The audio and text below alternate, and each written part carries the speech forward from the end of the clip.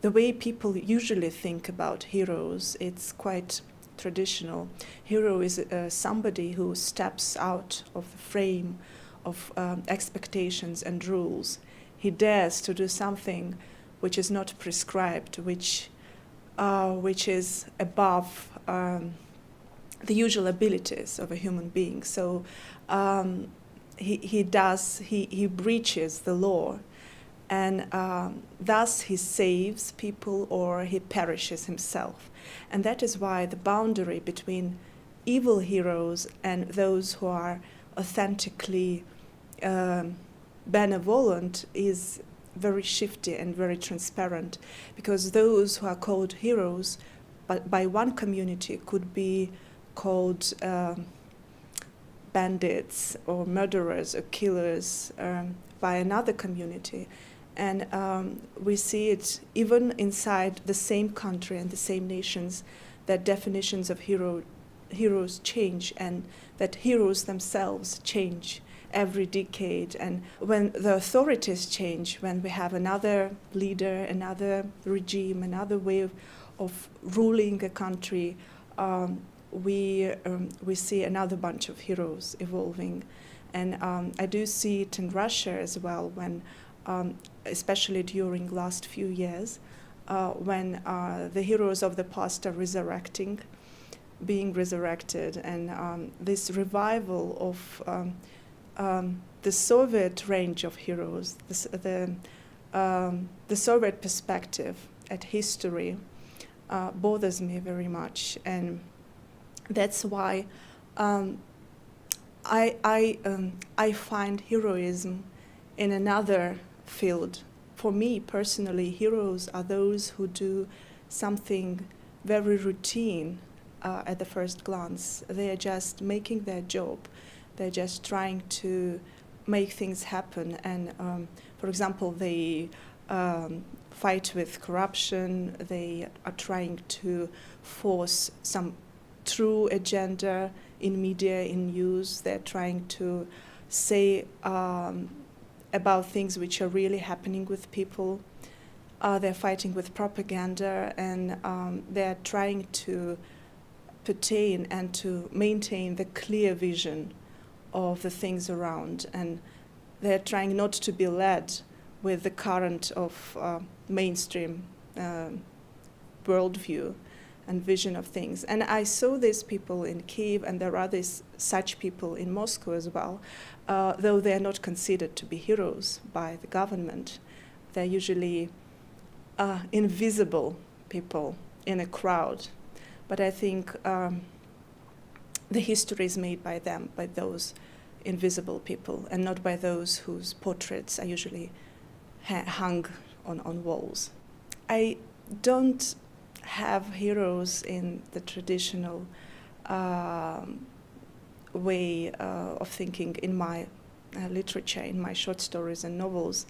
My characters are just characters, and I think they are anti-heroes in some respect. And some of them are very timid and shy, and they don't know what to do, and they just move around, they ask questions, they involve in crowd meetings. There are lots of dialogues in my texts where people are trying to grasp the truth, but they usually fail. And it's my literature is not about those who are saving the nation, or those who are jumping on a hill and making brilliant speeches and leading the crowds after them. My literature is about ordinary people, those who do not fit in the frame of heroes. I think in this respect, there is no much difference. Because if we writers create an artificial hero, and if we try to impose him or her on our readers and make them worship this character, will fail, because it won't be authentic. It won't find a response in readers' hearts. And usually those people who are appreciated in real life, who are heroes in real life, they usually become heroes in literature as well. For me, my heroes don't have any particular and definite names, so I don't make gods of people, of real people. But as I've already said, I find heroes every day in the real life, and especially in today's Russia, there are so many people who are innocently arrested, for example, who are trying to save true historical memory. For example, I'm speaking about a historian from one little town in the north of Russia who was engaged in finding, exploring, and investigating and opening thousands and thousands of graves of the victims of the 1930s purges. He found those people who were killed in 1937. He made a memorial there.